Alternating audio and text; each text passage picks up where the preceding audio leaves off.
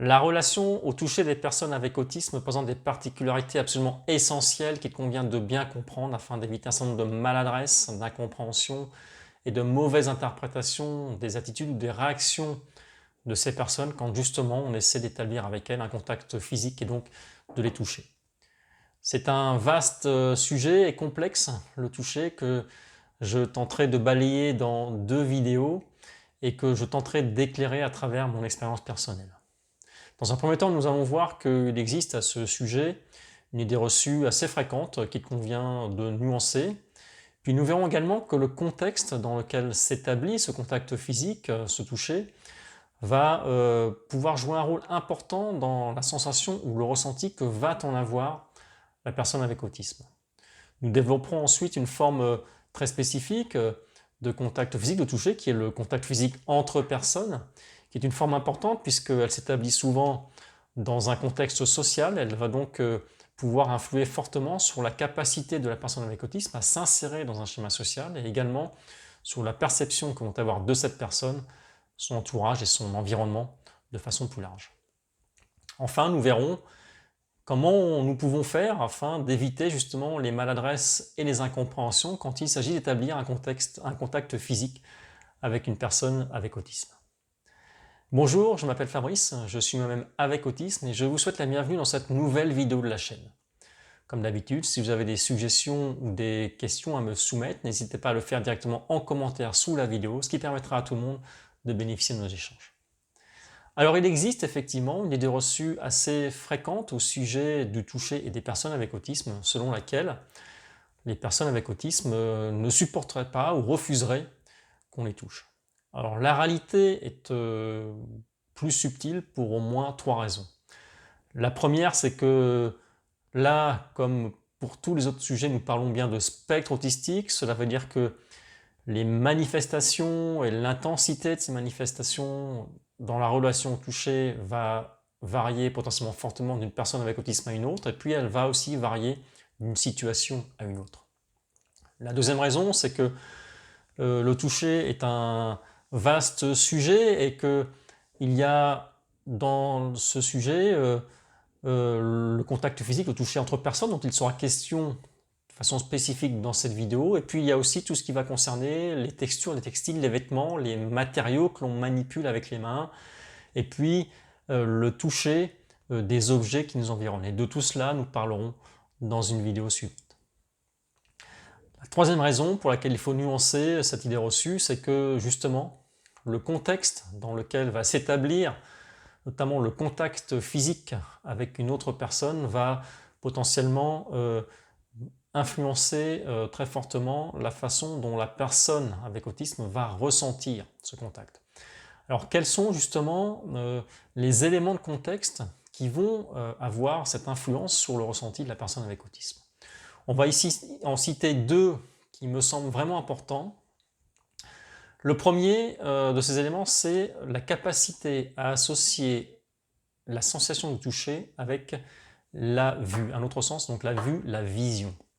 On l'a vu dans les vidéos précédentes, le cerveau avec autisme, il est perceptif, c'est-à-dire qu'il perçoit de façon très forte les perceptions, les stimulations sensorielles qui sont envoyées avec personnes avec autisme par son environnement, et cela concerne effectivement le toucher. La deuxième particularité de ce cerveau, c'est qu'il est séquentiel, c'est-à-dire qu'il traite les informations les unes après les autres. Les traiter, ça veut dire les interpréter, les comprendre.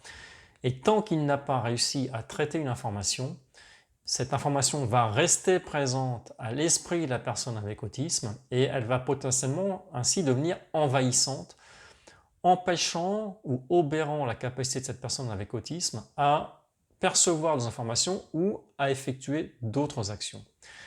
Et on a vu également que ce qui est important pour pouvoir interpréter une information, c'est que le cerveau avec autisme, il a besoin bien souvent d'associer un sens qui chez lui est fondamental, qui est la vue, la vision, et qui va être dominant, prépondérant dans la capacité à interpréter toutes les autres informations sensorielles. On a évoqué cela dans la vidéo numéro 27 au sujet des particularités sensorielles des personnes avec autisme.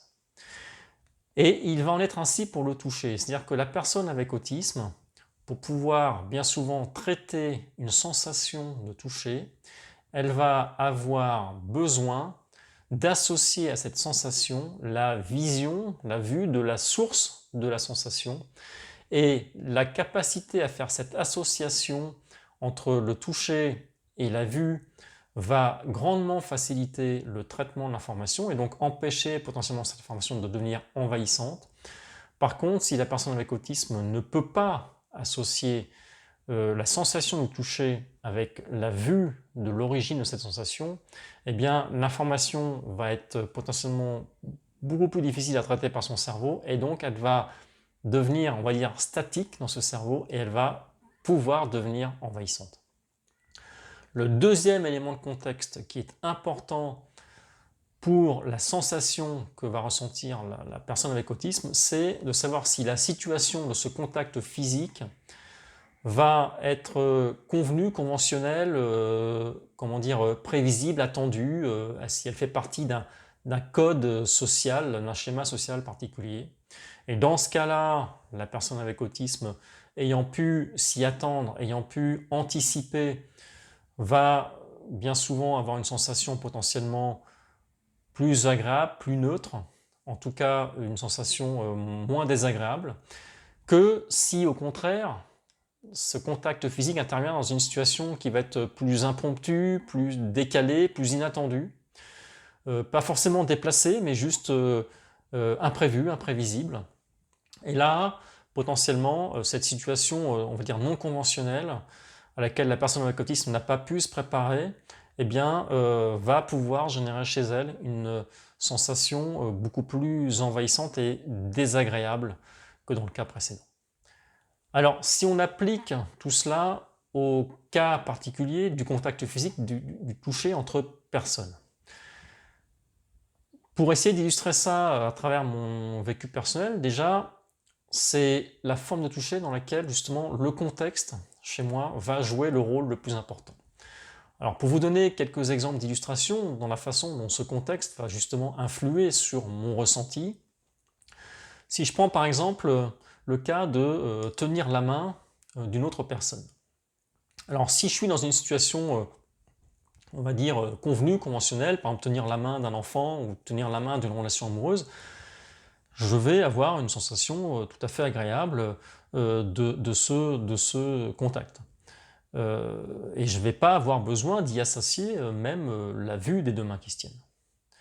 Par contre, si je dois tenir la main d'une autre personne qu'un enfant, une relation amoureuse, même si c'est une personne très proche, même si c'est ma sœur, mes parents ou des amis proches, la sensation va être beaucoup plus déstabilisante pour moi, beaucoup plus envahissante, et quand bien même je regarderai les deux mains qui se tiennent, ça n'y changerait pas grand-chose. Donc là, on est vraiment dans un cas où c'est la situation conventionnelle ou moins conventionnelle qui va être prépondérante et la capacité associée avec la vue ne va pas y changer grand-chose.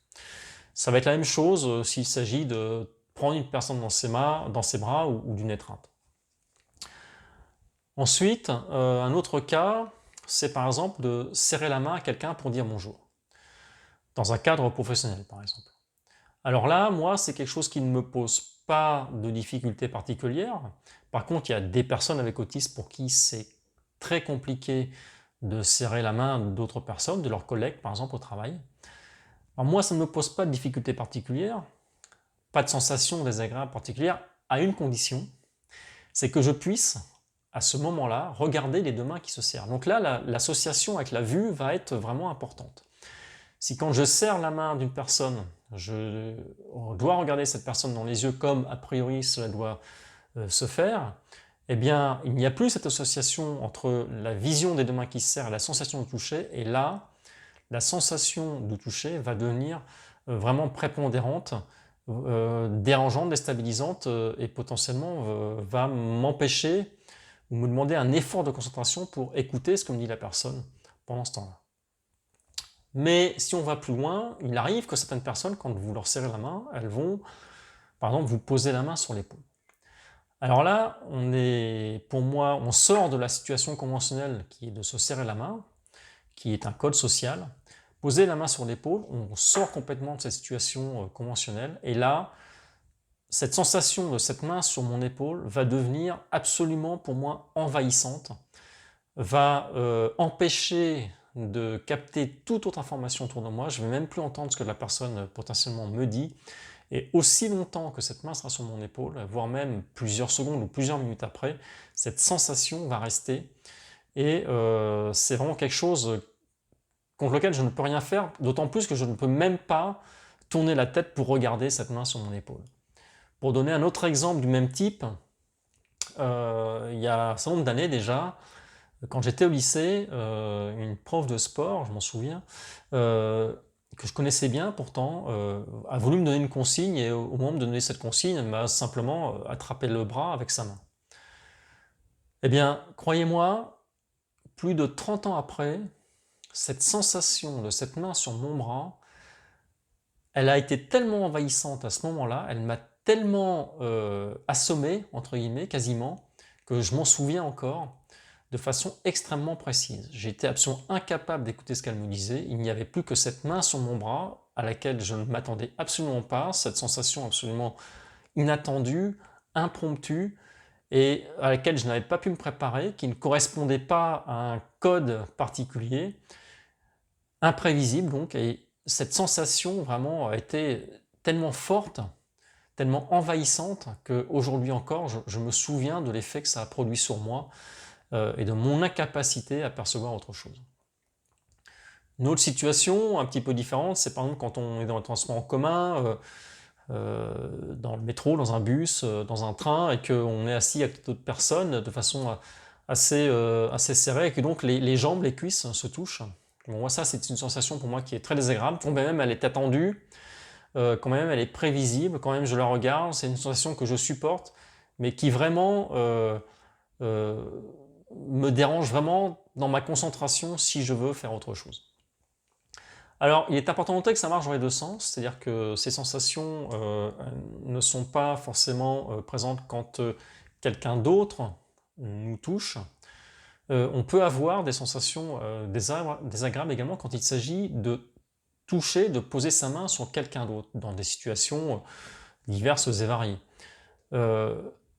Et donc, le fait que ça marche dans les deux sens, ça peut avoir des conséquences assez importantes. Par exemple, pour moi, ça peut être très compliqué, par exemple, de pratiquer des sports de contact, des sports collectifs, des sports de contact comme le football, le basket, le hand, le rugby, où on est amené justement à établir des contacts physiques avec beaucoup de personnes.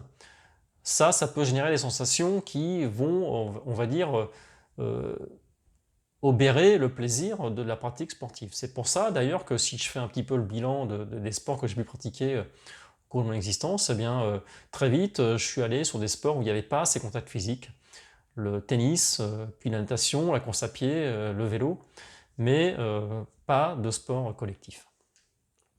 Alors, comment peut-on faire pour justement éviter les maladresses et les malentendus quand il s'agit d'établir un contact physique avec une personne avec autisme? Concernant la personne avec autisme, il est comme d'habitude important de comprendre ce qu'elle ressent, de comprendre pourquoi elle le ressent.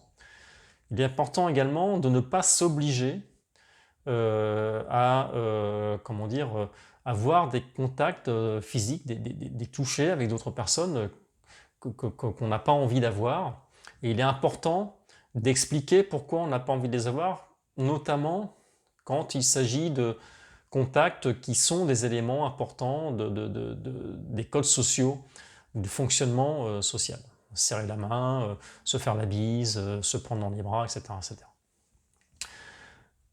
À ce sujet-là, d'ailleurs, les sensations que peuvent avoir les personnes avec autisme sur un contact physique peuvent être tellement désagréables qu'on pourrait quasiment introduire la notion de consentement ou de non-consentement à être touché, à subir un contact physique aussi anodin soit-il, parce que justement ces sensations peuvent être très agressives pour les personnes avec autisme, dans certains cas.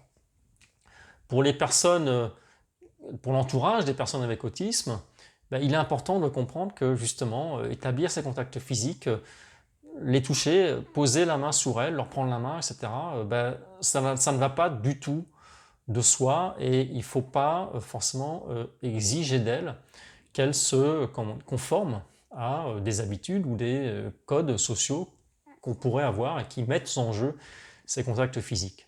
Et si on veut effectivement établir ces contacts physiques, c'est important déjà de leur demander si on peut le faire, et de les prévenir, et si on le fait de le faire à un endroit où elles pourront voir par exemple la main qui se pose sur elles. C'est important également de le faire dans un premier temps de façon statique, c'est-à-dire sans mouvement, et sans non plus leur parler en même temps, de façon à ce que la seule information de la sensation, du toucher, puisse être présente pendant ne serait-ce que quelques secondes avant d'apporter des informations comme justement des mots ou un mouvement. Et puis, si vous êtes très tactile, voilà, il y a des personnes qui ont absolument besoin de toucher les autres pour établir une relation, se sentir en empathie. Eh bien, il va falloir avoir des discussions, en parler de façon à bien se comprendre, à comprendre les besoins de l'autre, les réticences de l'un, et à trouver, on va dire, une façon de faire, une façon de procéder, des situations qui vont convenir aux deux personnes. J'espère que cette nouvelle vidéo vous aura permis de mieux comprendre la façon d'être des personnes avec autisme. N'hésitez pas à me poser des questions, à me faire des suggestions en commentaire. Je vous dis à bientôt donc pour la prochaine dans laquelle nous évoquerons d'autres aspects du toucher que nous avons évoqués, que sont les textures, donc les vêtements, les matériaux que l'on manipule avec les mains, ou la façon qu'on peut avoir, le ressenti qu'on peut avoir quand on touche des objets qui nous entourent. Merci encore de me suivre et je vous dis à bientôt pour cette nouvelle vidéo.